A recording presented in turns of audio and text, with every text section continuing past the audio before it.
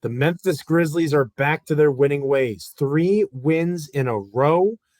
How do we feel about that when compared to the stars that have been out, the guys that didn't play for the opposition? Has our perspective on the season changed? How are we feeling after another Grizzlies win over the Dallas Mavericks? And leading off with a Ja Morant update here on this episode of Locked On Grizzlies. Let's lock in. You are Locked On Grizzlies, your daily Memphis Grizzlies podcast. Part of the Locked On Podcast Network, your team every day.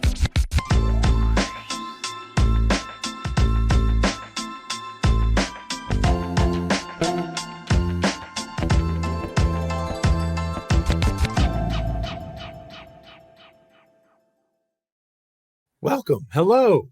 It's another episode of Locked On Grizzlies. I am your co-host, Joe Mullinax, joined by my co-host, Damichael Cole of the Commercial Appeal there in Memphis, Tennessee, the Memphis Grizzlies beat writer for the Commercial Appeal. I am a Grizzlies columnist over at Bluff City Media. You can also check out my stuff over on SB Nation and FanDuel.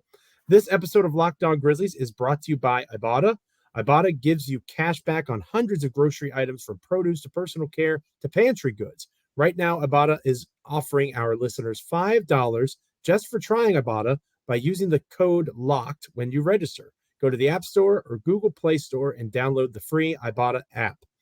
This episode of Locked On Grizzlies is another one that is a proud part of the Locked On Podcast Network, your team each and every day. We are free and available wherever you get your podcasts. You can also check us out over on YouTube. Like, comment, rate, review, subscribe. Continue to help us make Locked On Grizzlies not just your first place for Memphis Grizzlies content each and every day, but one of the best ones as well. I like to think that we're already there, but I'm also a bit biased. We can always improve. I can always improve. I'm not going to speak for Damichael Cole. He's perfect. Damichael, Joe, I can always improve too. No, I don't know. I don't know. You're pretty remarkable. I appreciate it. Yeah, but Joe, you got to give yourself some credit too. I'll tell you, I mean, from when we started recording Locked On Grizzlies together till today, you've had 5 different jobs. like, give yourself some credit, man. You're one of the hardest working guys in the Memphis Grizzlies media industry. So come on, man. What do we say? We got to give you your flowers as well. Yeah, I keep busy, don't I? I just don't know. I think, like I said the other day, I'm the old mule. Just load me up. I'll eventually pass out, and that'll be when I'm done doing this work. But anyway, thanks for joining us wherever you're at. We appreciate it. And before we talk about the actual Grizzlies on the floor, we have to continue to look at the main Grizzly off the floor, and that would be Ja Morant.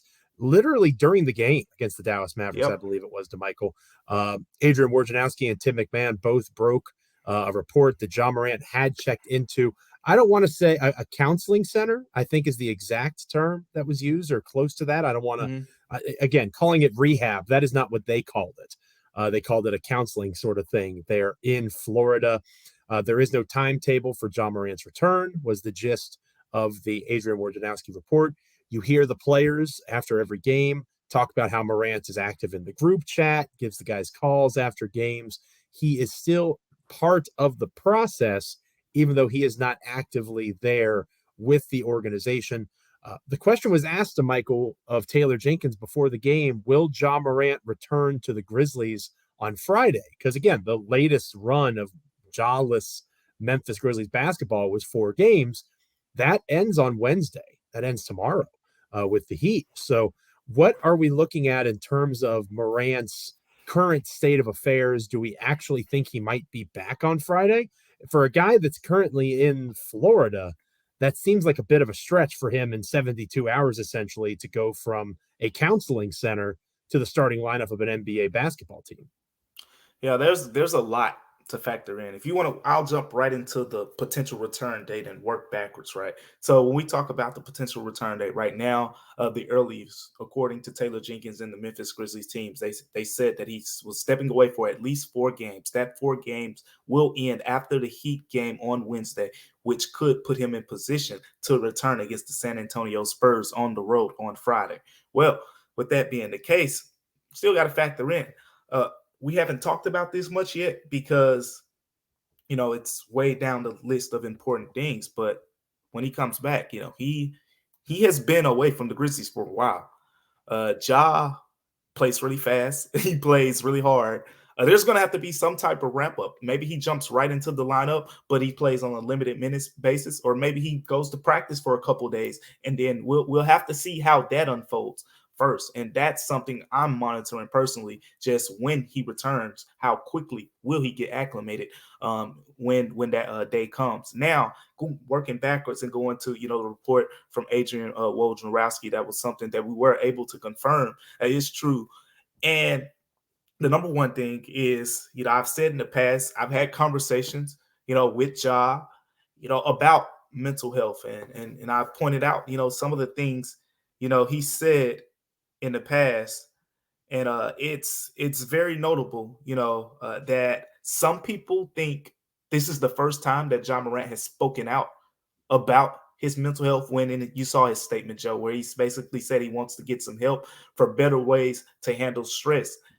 And I just wanted to point out, Taylor Rooks is someone who also said, he talked exclusively with her in an interview before, but he also talked, to us at the end of last season. I wrote a story on it in September, and he basically, just one of the quotes that he said in the story, he said, "I feel like it's a lot of people in this league who probably go through stages in their life where it's very tough, but we tend not to say nothing, or we don't say nothing to anybody.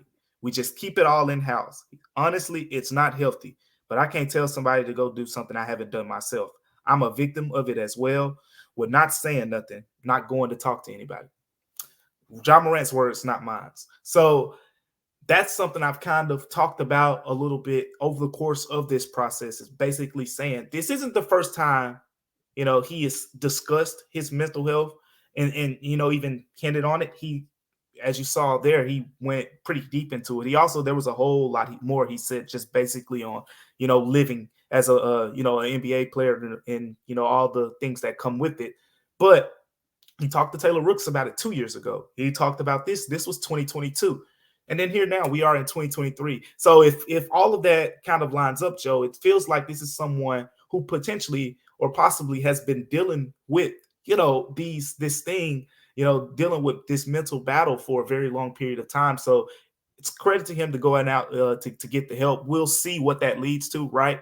At the end of the day, you have to welcome the change. You have to, be willing to do that. He is 23 years old. It is a lot to ask of a 23-year-old to basically say, hey, look, you're having the time of your life right now, but the things that you consider fun, you got to change them up a little bit and find other ways to have fun. That's a big adjustment, Joe. So that's something he has to work on here. But at the end of the day, that report, it looks better, for your rebranding, your image, right? There's that perspective of it as well. It shows that, okay, he said he wants to get help. When people see that statement, they say, okay, we need to see it.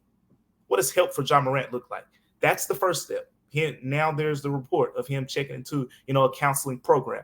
Now that you have that report out there, now when he returns, as a player, it's going to be through his actions. It's going to be through his words. It's going to be that next Instagram live video where a whole bunch of people are going to tune in. It's so much more to see, Joe. But the overall thing is it's a step in the right direction, for Ja Morant.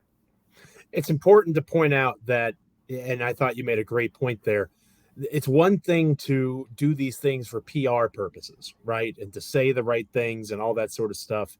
You want to make sure that you're actually living your life that way for the sake of his daughter, for the sake of his family. Again, beyond what he is as a basketball player, he's a person, right? He's a young man who has responsibilities. Basketball could end tomorrow and he's still that little girl's daddy. And that for me is what obviously this is Locked On Grizzlies, not Locked On Daddies. But I think as a father myself, that's what I'm most concerned with, is he needs to hold up his end of the bargain as a father, as a man, and be there for her. Because right now he can't be. And, I don't know Ja Morant at all. And I'm not going to act like I'm a perfect father or person, because I'm not. But I know that I'm there for my family. And I think that that's something that we all can take lessons from in this, is making yourself better, or trying to make yourself better so you can be that person. So kudos to Morant for that. Real quick, Damichael, I see the way that they have it listed in terms of him potentially being back Friday. I say there's zero shot he plays on Friday. You want to know why? Because it's an away game. And there is net zero. There's a negative chance that this dude plays his first game back anywhere else other than Memphis, Tennessee. So here's my bold prediction for when we see Ja Morant again. It'll either be Saturday, March 18th, during this upcoming homestand. The Grizzlies have 4 games at home starting on the 18th all the way through the 24th of March, or it'll be the last week of March when they have 3 games at home in a row, 1 against Orlando, 2 against the Clippers. That is when we'll see him again. I think it makes sense that they shoot for over the next week or so, because again, after the San Antonio game that you mentioned, 7 of the next 8 for the Memphis Grizzlies are at home. So that would be a wonderful opportunity for them to get him in front of the home crowd, and he can kind of find his footing in front of a supportive crew. Yeah, I mean, it makes perfect sense to me. Bring him back home. He's going to get a terrific ovation, right, whenever he comes back home. But, Joe, don't forget, the NBA investigation is still ongoing. Mm-hmm. And from the sounds of Taylor Jenkins on yesterday, before the Grizzlies game, listening to him talk to media reporters there, it sounds like the Grizzlies are at a point where they have to kind of, let the NBA's investigation play out. Maybe I'm reading too much into what he said, but I'll just read what exactly he said here, and then we can go from there. He said this on if Ja Morant returns on Friday. He said Taylor Jenkins said there are a lot of internal dialogues going on, and obviously there's still things going on at the league level that we're in communication with. Ja's fully engaged in this process and ready for whatever comes next after these 2 games. So I read into that, Joe, is yes, sure. The Grizzlies side of things, yeah, you can come back Saturday against the Warriors, right? Big game against the Warriors, big home crowd, standing ovations, blah, blah, blah. But the thing I read into it is the league gets the final say so. Absolutely. That was a big nothing burger from Taylor Jenkins. It was a great word. It was a great word salad is what that was. But I agree with you that obviously the NBA investigation will play a large role in this. I think it's going to wind up, they're going to say it's the time that he served. Again, even though he's not technically retroactive time. Yep. Mm-hmm. And I would imagine whether it's Saturday or a week from now, it's going to be at home when he comes back, and it's going to be a pretty explosive environment there in Memphis. Let's get back to the on-the-court Grizzlies here next on Locked On Grizzlies. A big win, 2nd in a row over the Dallas Mavericks. 3 in a row. They're going streaking again, Damichael. Yeah. 3 wins. Roddy the body. Another big game. Majorly important. So we'll talk about that next. But first, this episode of Locked On Grizzlies is brought to you by Ibotta. Groceries, school shopping, and getting a little something for yourself. You're already doing it, so why not get cash back for it? You can do just that with Ibotta. You can earn cash back on every shopping trip. Ibotta gives you cash back on hundreds of grocery items, from produce to personal care, pantry goods. Either link your loyalty account or upload your receipt after you shop to get your cash back. It's that easy. The average Ibotta user earns over $120 a year in real cash back. That could cover the cost of an entire shopping trip. You could use that cash back for buying a flight that you've been eyeing, that game that you've been dying to go to, like a Grizzlies game, or the fancy dinner that you've been craving. Right now, Ibotta is offering our listeners $5 just for trying Ibotta by using the code LOCKED when you register. Just go to the App Store or Google Play Store and download the free Ibotta app and use the code LOCKED. That's IBOTTA in the Google Play or App Store and use the code LOCKED. We're talking Grizzlies-Mavericks next here on Locked On Grizzlies.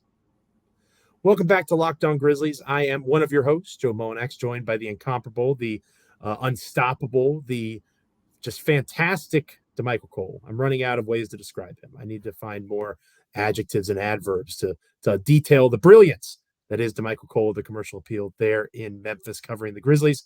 Damichael, big win for Memphis over the Mavericks. And we'll talk more about, again, somebody might be listening to the show right now and say, oh, big.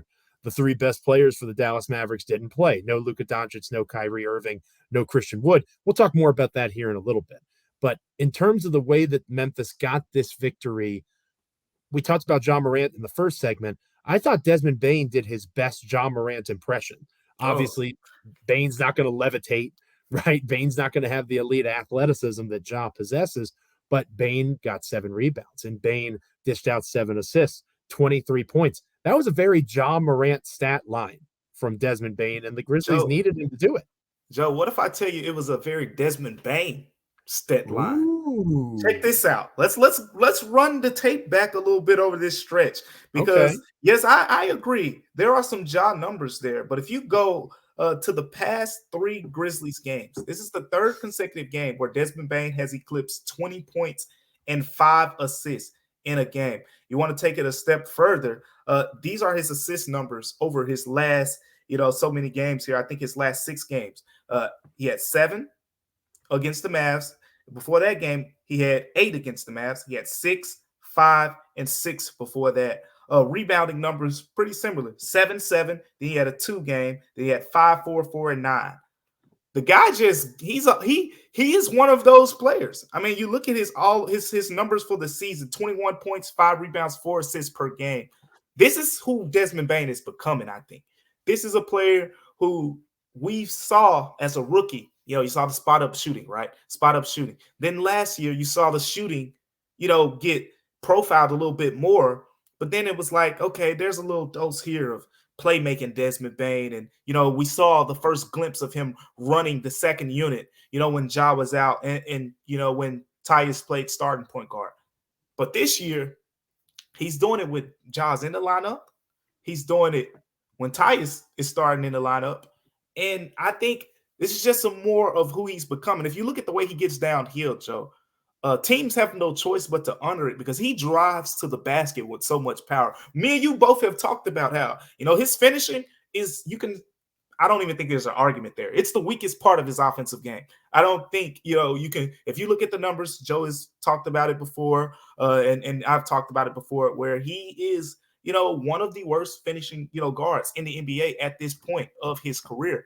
But the way he attacks, Joe, the way he gets downhill, you have no choice but to respect it. And he's making some of them, he's attacking so much that you have to honor it. And the way he attacks the basket, it's not just head down straight to the rim. If you collapse on him, he's not a tunnel vision guy. He will kick it out, as we saw in this game. Via those 7 assists, a lot of it was driving to the basket, collapsing defense, kicking it out to a Dylan Brooks, kicking it out to a David Roddy, and letting those guys finish the play. Joe, he is evolving, and it's going to be a great secondary piece to play alongside of Ja Morant. But as the rebounds and assists and the scoring shows, he's capable of taking that load and, stretches as well. If only this could have been predicted, right? All those people years ago that talked about how Desmond Bane was just a 3-point shooter and he had tiny little arms and he wasn't going to be able to be good at the NBA. People, I've said it before, people like to point out when I'm wrong a lot. Get him, Joe. I was right about Desmond Bane. Thank you very much. I knew he was going to be able to do this. I saw it at TCU in the film that I watched, and I'm very happy to report that he is that and then some as a member of the Memphis Grizzlies. One last thing on the Dallas Mavericks victory, Damichael, before we get to the concept of, has our perspective on the season changed? I am curious as to your take. We talked about Tyus Jones yesterday. A surprising amount of people agreed with me, which makes me nervous whenever usually people are yelling at me. I thought my Tyus Jones was going to be more of a hot take, but a lot of folks on Twitter and in our comment section were with me. Which, mind blown. But anyway, you were the good guy, Joe. I'm a Luke Kennard guy, right? I've kind of reached that point. And Luke Kennard did not play as many minutes as John Conchar did. If you've been following Locked On Grizzlies this season, you know very well my take on John Conchar. In short, in no universe should Luke Kennard be playing less than John Conchar, at least in my opinion. We're talking about Conchar being a better defender. That is quite the reach in terms of trying to find a reason to play John Conchar. And if you want to talk about how strong of a rebounder Conchar is, in 23 minutes of play, Conchar grabbed 2 rebounds. In 16 minutes of play, Luke Kennard also grabbed 2 rebounds. There is somebody that has an elite NBA skill, 3-point shooting, and there's somebody that doesn't. Luke Kennard should be playing more minutes with than John Conchar. Please tell me you agree for my own sanity. Joe, I agree. I agree for your sanity. But I will say, I just want to add this. Joe, you set yourself up for this. You set yourself. You're not wrong. You drunk the Taylor Jenkins juice yesterday when we were talking about John Conchar and Luke Kennard, right. and I pointed out that he was ahead of him in the rotation because he got in the game earlier because of the flow of that first Mavs game. I think Kennard ended up getting more minutes. And Joe drunk the Kool-Aid, y'all. He sure said, did. oh, yeah, he's playing more minutes than Kennard. This is the shift. I mean, Kennard's playing more minutes than Conchar. This is the shift. No. Actually, you know how much Taylor loves John Conchar. And that's John why Conchar so much. So, yeah, I mean, if I was to play devil's advocate here, if you look at the Grizzlies' best, 3-man, 4-man, 5-man plus minus lineups, you've seen the numbers. John Conchar is in a lot of those lineups. I mean, I don't know how to pretty much explain it, in some ways, but he is in those lineups, I guess, because teams do respect him as a shooter. They have to honor him from that standpoint. And he does, make the occasional, like you mentioned, his 2 rebounds. One of them was a play where I think someone missed the dunk and he was right there, grabbed the offensive rebound, put the shot right back up. And one of those rebounds was that. So he does make those occasional plays. Luke Kennard, this is where I agree with you. You have a player with an elite skill set, at something. We talked about this all season long, right? This is what I talked about with the Grizzlies with the Grizzlies lineup. Talked about how Ja's one of the best point guards, Dez is one of the best shooters, Dylan's one of the best defenders, Jaren's one of the best shot blockers, Steve Adams is one of the best rebounders. We talk about how the Grizzlies do a good job of specifically like highlighting each of those players' top skills. You got to do the same thing with Luke Kennard. Yeah, you need to do the same thing with Luke Kennard. Get it together. It's ridiculous. And not to correct you, partner, I think that he did get one of those rebounds, but considering the Conchar only scored 1 point in the basketball game, I'm not sure that he put the shot in. I think maybe he got fouled and he made. Oh, that's what it was. He did get fouled. He got fouled from behind, and he only made one of the free throws. Oh, yeah, that just adds to Joe's point right there. Yeah, thank you very much. Thank you very much. But your point is well taken, and you're right. You said that Conchar was ahead of Kennard, and that played itself out against Dallas the second time. So hopefully that rectifies itself going into Miami. We'll talk about our perspective on the season. Have we changed how we view this upcoming stretch of postseason preparation for the Memphis Grizzlies? Next, here on Locked On Grizzlies. But first, this episode of Locked On Grizzlies is brought to you by FanDuel. We are well past the midway point of the NBA season. This is the perfect time as we get into the home stretch before the playoffs begin to download FanDuel, America's #1 sportsbook. New customers get a no-sweat first bet up to $1,000. That's right. Bonus bets back if your first bet doesn't win, up to $1K. Just download the FanDuel Sportsbook app. Safe, secure, super easy to use. You can bet on everything from the money line to point scores, three-pointers drained. Literally everything under the sun in terms of betting seems to be on FanDuel. Plus, lately you combine your bets for a chance at a bigger payout via the same game parlay. Don't miss the chance to get your no-sweat first bet up to $1,000 in bonus bets when you go to FanDuel.com/lockedon. That's FanDuel.com/lockedon to learn more. Make every moment more with FanDuel, an official sports betting partner of the NBA. Has our perspective changed when it comes to looking at this Memphis Grizzlies team moving forward, given all that has transpired? We'll talk about that next here on Locked On Grizzlies.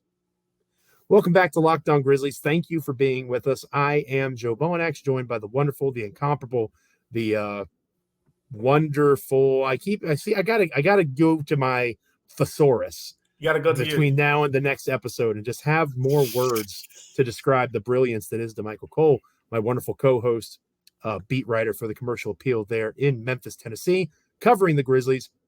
And Damichael, you've seen this team multiple times, a lot more than I have, at least in person. You're literally there covering the team. You've been on road trips with the team. I'm curious, because it has for me. Mm-hmm. Has your perspective on this season changed? We've talked about in this episode Ja Morant not being with the team for personal reasons. That's probably the safest way to phrase it. Steven Adams is out. We've talked about his absence. Brandon Clark blew out his Achilles. Poor Brandon Clark. It seems like we don't talk about him enough in terms of him being out because of all the craziness that surrounded this team the last couple of weeks. So going into the Dallas game, and I think we talked about it yesterday, we thought Kyrie was going to play, right? He was questionable on yesterday's episode. We thought, oh yeah, he's going to get in the game. I was kind of hoping he didn't. And then Christian Wood came out as not playing. And I was like, oh, yes, excellent. 2 months ago, that wouldn't have been me. 2 months ago, it was like, we have no idea how good the Grizzlies are going to be. We need to see them against the very best. I see what you're saying. Actually, a good basketball team. And now I'm like, come on, Jimmy Butler, right? They play the Heat on Wednesday. Oh man, you could really use a day off, Jimmy Butler. Take a nap, take a breath. Oh, Bam Adebayo has a hangnail. Those things are dangerous. You might want to rest. You know what I'm saying? So my perspective has changed. The Sacramento Kings are the hottest team in the NBA. They're giving the Milwaukee Bucks, or were giving the Milwaukee Bucks, everything they could ask for at the time of this recording. They were 9-1, I think, in their last 10 going into the Milwaukee game. And we talked about how that was kind of a measuring stick game for the Kings, and they played well against Milwaukee. So I'm curious, are you like me? And again, you're a beat writer. You're different from me.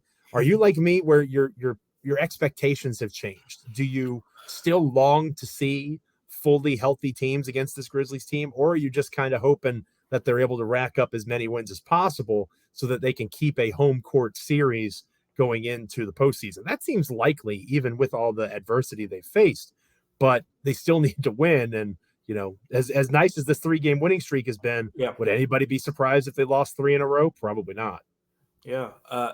I get what you're saying. It makes perfect sense to me, because there was once upon a time when we saw the Grizzlies play the Kevin Durant and Kyrie Irving Nets on ESPN without Ja Morant. And everyone nationally was like, oh man, we're not getting Ja Morant in this game last season.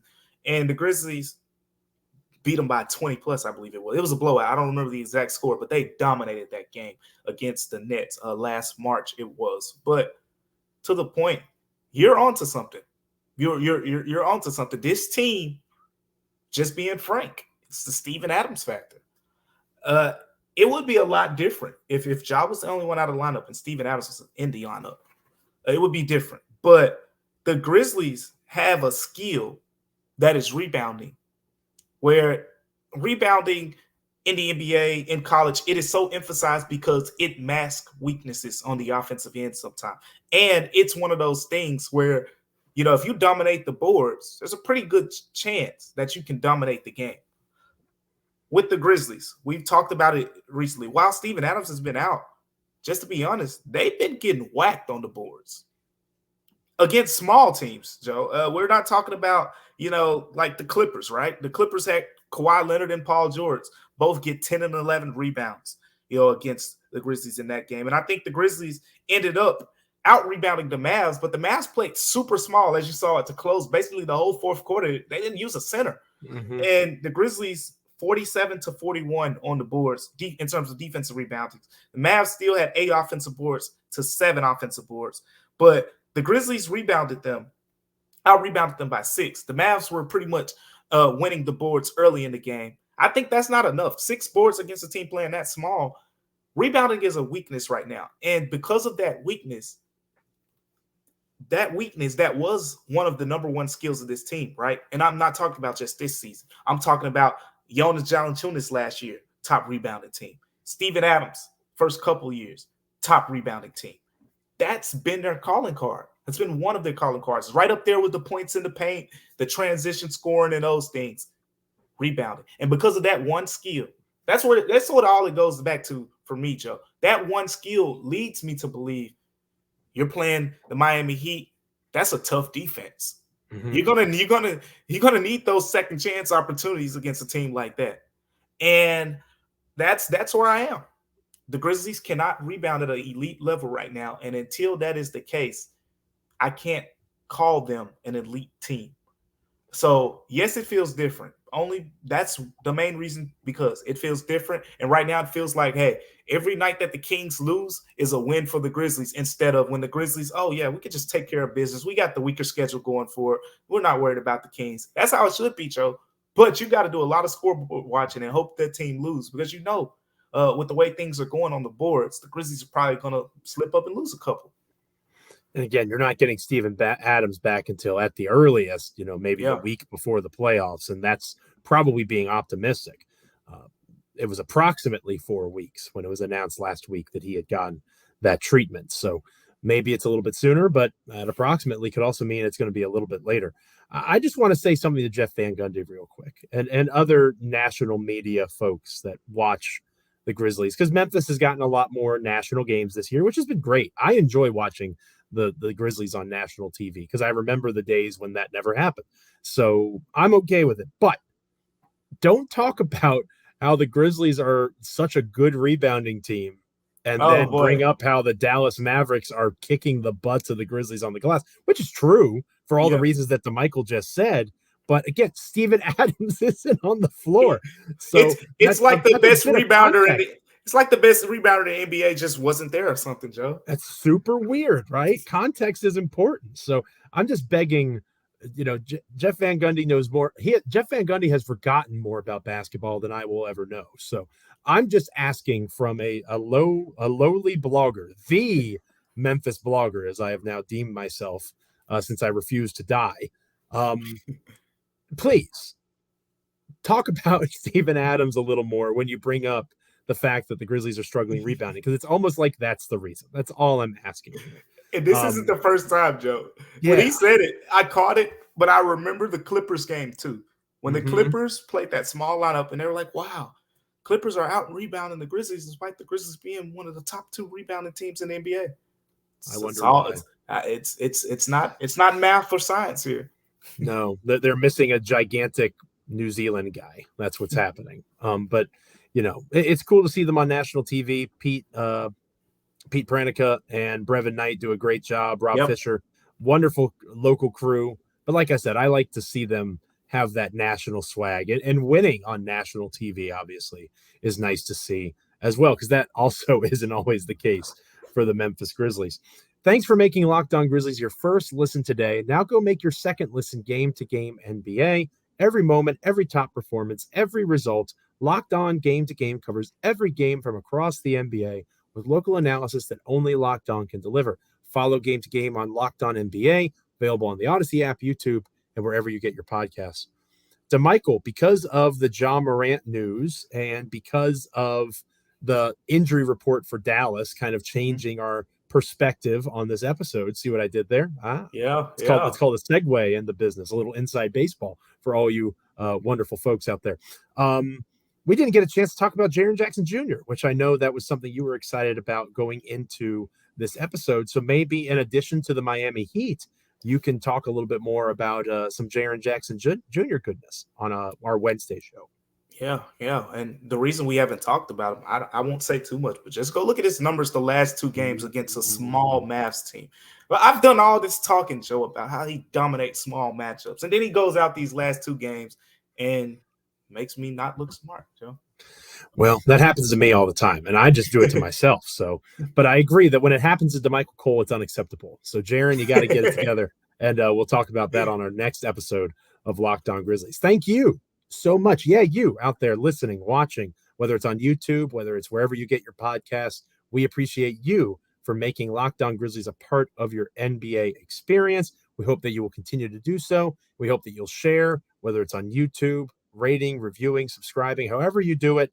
Continue to spread the good word that is Locked On Grizzlies. It is much appreciated. For the wonderful Damichael Cole, I am Joe Mullinax. Until next time, have a wonderful day, and we'll see you next time around here on Locked On Grizzlies. Stay locked in.